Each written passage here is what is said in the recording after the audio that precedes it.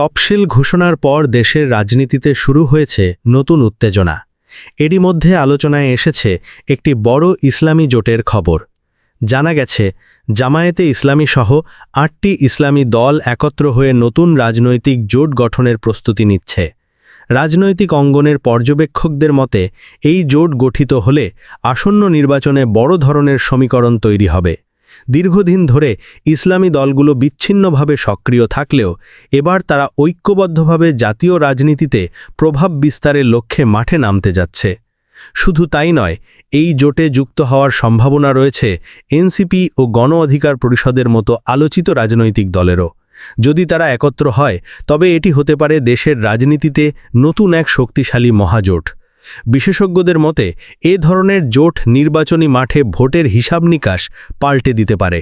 ইতিমধ্যেই জনগণের মধ্যে এ নিয়ে তৈরি হয়েছে ব্যাপক কৌতূহল। এই জোট আদৌ কতটা কার্যকর হবে আর এর প্রভাব কেমন হবে আসন্ন নির্বাচনে? সব মিলিয়ে বলা যায়, তফসিল ঘোষণার পর দেশের রাজনৈতিক মাঠে তৈরি হচ্ছে নতুন সমীকরণ। রাজনীতির মাঠ গরম হচ্ছে ধীরে ধীরে। এখন দেখার বিষয়, এই ইসলামী জোট কতটা শক্তভাবে মাঠে নামতে পারে এবং দেশের ভবিষ্যৎ রাজনীতিতে তারা কী ধরনের প্রভাব ফেলতে সক্ষম হয়।